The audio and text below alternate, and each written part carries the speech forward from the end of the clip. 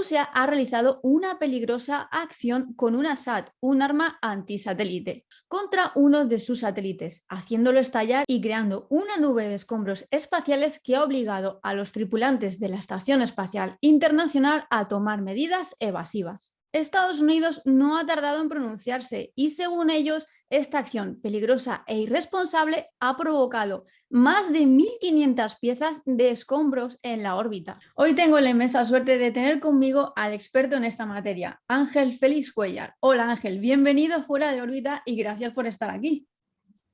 Buenas, muchas gracias por tenerme aquí. Es todo un placer poder participar en este programa que la verdad está muy bien.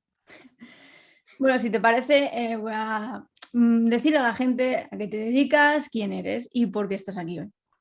Ángel estudió Ingeniería Técnica Aeronáutica en Madrid y el grado aeroespacial en la Universidad de León y actualmente está trabajando en el sector espacial europeo. Ángel, como experto en la materia, primero vamos a explicar qué es una SAT. Bueno, primero hay que tener en cuenta que ASAT son las siglas de lo que se conoce como un sistema antisatélite, siglas en inglés. Un sistema antisatélite es un sistema que tiene un objetivo y es perturbar, neutralizar o destruir el segmento espacial de un sistema espacial.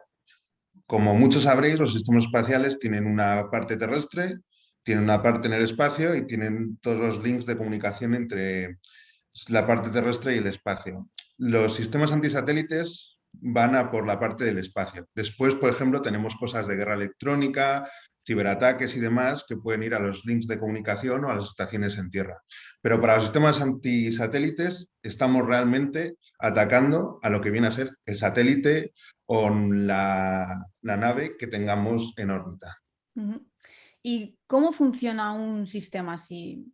Desde Bueno, tierra. básicamente los sistemas antisatélites, o sea, primero hay que decir que son sistemas que han ido evolucionando a lo largo de toda la historia de la era espacial, porque empezaron muy pronto, solamente ya 2 años, en el año 59 y en el 61, después del Sputnik, ya estaban desarrollándose por Estados Unidos y la Unión Soviética, y entonces tienen diferentes arquitecturas en función de lo que queramos obtener. Eh, Podemos tener desde sistemas que están basados en la superficie terrestre y que lo que hacen es que lanzamos un misil que va a interceptar al satélite en órbita, destruyéndolo o dañándolo, a tener también aparatos que puedan emitir energía o interferencias desde la superficie terrestre también o desde otros satélites para interferir en la misión de los satélites que están en órbita, es decir, en sus sensores. Por ejemplo, un láser apuntando a un sensor óptico para que no pueda tomar fotografías de cierto territorio. Después también podemos tener sistemas que son espaciales porque los lanzamos y lo que hacen es que van a una órbita cercana al satélite objetivo y ahí pueden desde sacarle fotos hasta intentar perturbarlo, ya sea por métodos mecánicos, por interferencias o bien explotando estilo kamikaze al lado de este. Así que básicamente son sistemas que funcionan de muchas maneras y que dependiendo de lo que queramos conseguir, ya sea una interferencia puntual o un reconocimiento o bien una destrucción del satélite objetivo, tenemos diferentes arquitecturas y diferentes opciones, porque también, obviamente, depende de la arquitectura que tengamos, tendremos unos tiempos de respuesta para poder interceptar el satélite que pueden ir desde 10 a 20 minutos, en los casos que son de lanzar un misil desde la superficie terrestre, a ya horas o incluso días cuando son satélites que están en órbita. ¿Y qué países poseen un arma como esta? Porque no todos la poseen. No, es cierto que los sistemas antisatélites tradicionalmente han estado asociados con países que tienen una gran presencia militar en el espacio. Normalmente siempre son Estados Unidos y Rusia, que son los tradicionales, pero últimamente, desde principios del siglo XXI, se nos ha incorporado China y nuevos actores como por ejemplo la India. Así que a día de hoy, sistemas antisatélites que han sido probados de forma efectiva creando pues, problemas de basura espacial o bien que haya países que hayan reconocido que han tenido interferencias de otros países o han reconocido comportamientos extraños de otros países con determinados sistemas, solo son Francia, Estados Unidos, Rusia, India y China. Francia, por ejemplo, que es por eso han salido antes, ha dicho que está dispuesta a desarrollar sistemas antisatélites si realmente esto se convierte en una herramienta para poder no solo interferir en el dominio espacial, sino negociar políticamente o en términos estratégicos con otras potencias espaciales. Porque al final, el poseer un arma o un sistema antisatélite no es solo el aspecto técnico de este sistema, sino también el aspecto político que está poniéndose muy en boga en este nuevo capítulo de militarización del espacio que estamos teniendo en el siglo XXI. Y yendo un poco al tema de actualidad, que ahora nos toca, ¿por qué Rusia ha hecho un test así, pudiendo poner en peligro a la tripulación de la ISS, que curiosamente hay cosmonautas ahí? Sí, y que es su propia estación. No, la verdad es que es la pregunta del millón estos días. Hay muchas razones que se podrían esgrimir, hay muchas teorías. Obviamente, solamente los rusos saben por qué lo han hecho. Pero lo que hay que tener en cuenta es que tradicionalmente los sistemas antisatélites han estado muy ligados también con lo que se llaman los sistemas antimisiles, porque comparten muchas características en común. Un sistema antimisil, básicamente, para misiles balísticos intercontinentales, también está pensado para interceptar el misil cuando está volando fuera de la atmósfera. Entonces, pues con unas ciertas reconfiguraciones de guiado podemos obtener un sistema antisatélites o viceversa. ¿Esto qué hace? Que durante los últimos años se han estado haciendo progresos muy grandes en Estados Unidos en sistemas antimisiles. Esto, según Rusia y China, por ejemplo, les ha motivado a desarrollar nuevas armas para temas nucleares, como los misiles hipersónicos, que también están de moda y demás, pero también buscar este tema de sistemas antisatélites para, ¿cómo decir?, poder poner en riesgo el dominio que Estados Unidos tiene en el espacio. Estos tests suelen ser una demostración de fuerza que hacen cada país para decir que ellos tienen esa capacidad y que la pueden usar y que cuidado con ellos, ¿no? El problema con Rusia y con este test es que es muy raro que haya hecho un test poniendo en peligro a su propia estación espacial y a su propia gente y sobre todo demostrando una capacidad que todo el mundo sabía que tenía, porque en el pasado ha probado este sistema, aunque no sea con intercepciones reales, sino con simulaciones o intercepciones de puntos en el espacio. Por lo tanto, no se sabe muy bien por qué ahora ha hecho esto. Hay otra cosa que hay que tener en cuenta y es que al final todos estos sistemas también son sistemas militares que se desarrollan en función de un programa, de unas fases y que tienes que ir pasando por cada una de ellas para poder tener el programa operativo. O sea que tampoco hay que descartar que simplemente sea un test más, que ciertas autoridades militares en Rusia no vieron ningún problema, que ni siquiera informaron a Roscosmos de que iban a hacer esto y tiraron para adelante provocando todo el jaleo que se ha montado esta semana. Y justamente eso es a lo que iba, porque Roscosmos ya ha dicho que no tenía conocimiento de esta acción. ¿Cómo es posible que la Agencia Espacial del país no esté al tanto de estas situaciones? Bueno, porque estos son programas militares. Al final hay que tener en cuenta que el espacio siempre lo tenemos a ver desde la perspectiva civil, de exploración de las agencias espaciales, que es todo el lado público y el lado que más se nos publicita desde todas las potencias espaciales. Pero Estados Unidos, Rusia o China están desarrollando unas capacidades militares. Bueno, Estados Unidos ya las tiene. Estados Unidos, de hecho, sobrepasa con creces a las capacidades militares que tienen otros países en el sector espacial. Pero por poner un simple ejemplo, hay una desconexión total entre la visión militar y civil del espacio, como que, por ejemplo, durante la época del transbordador espacial, la Unión Soviética, los militares, estaban convencidos de que el transbordador espacial era un sistema antisatélites, es decir, que era un sistema que podía ir al espacio y podía raptar satélites rusos o destruir satélites rusos al antojo, porque al final de cuentas era una nave con capacidad de acercarse a un satélite, sacar un brazo, cogerlo y meterlo dentro. Entonces eso te da una visión de la discrepancia que hay en las visiones del espacio entre estas dos vertientes, que es la militar Ujú. y la civil. Yo considero que es chocante que en el pleno siglo XXI sigamos teniendo estos problemas que durante la Guerra Fría ya vimos de descoordinación, Ujú. pero está claro que en Rusia sigue pasando. Y yo me atrevería a decir que no solo Rusia, que hay más países que también tienen esta desconexión entre su parte civil espacial y su parte militar, que tienen dos agendas distintas y que de alguna forma no se coordinan ni tienen en cuenta la una a la otra. Ujú. Bueno, al final la conclusión es que Roscosmos es el que da la cara al final y es el que Exacto. tiene que rendir Le cuentas toca ante pagar el Estados pato. Unidos, ante las grandes potencias y bueno, da un poco de pena en ese sentido, pero bueno.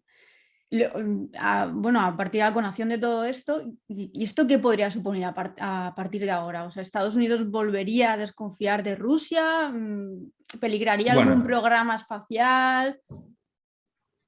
bueno, ahí hay que poner de relieve que todos estos test antisatélites y demás que hemos tenido en los últimos 20 años se han llevado a cabo por China y Rusia mayoritariamente. Son los que están como poniendo a punto sus sistemas antisatélites. Estados Unidos hizo un test en el 2008, si no recuerdo mal, modificando su sistema antimisiles para dar un satélite propio.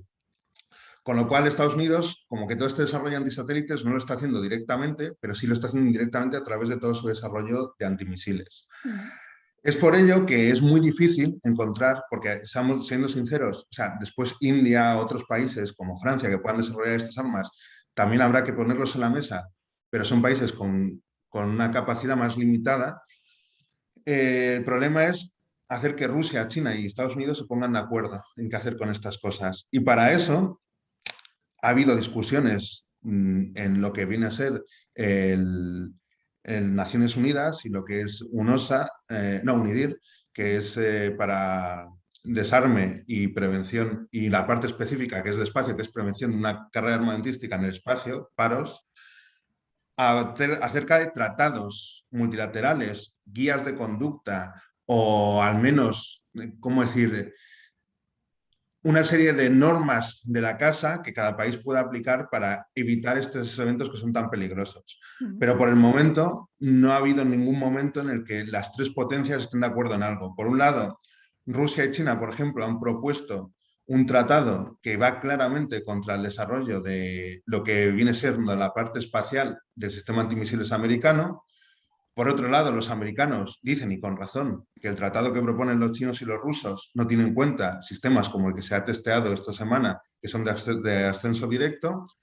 La Unión Europea ha intentado proponer unas guías de comportamiento en el espacio que nadie ha hecho caso.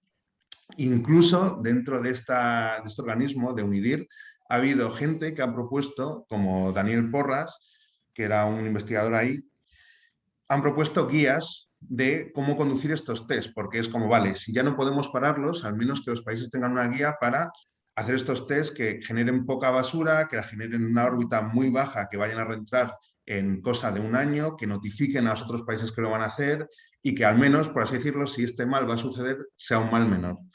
Pero el problema es que no sabemos muy bien a dónde va a ir todo esto, porque lo que está claro es que los tests van a seguir pasando, ya sea de destrucción y generación de basura espacial, como ha sido este pasado, o simulaciones o simplemente operaciones de satélites extranjeros acercándose a tus satélites o poniéndolos en peligro, como ha pasado con satélites rusos o chinos en el pasado, Ujú. incluso en el cinturón geoestacionario. Ujú. Así que todo esto lo que va generando es más desconfianza, más inseguridad y una situación mucho más tensa en el uso y misiones de los sistemas espaciales. Entonces, Así que bueno, debería haber un reglamento espacial para que este tipo de acciones no quede impune, imagino.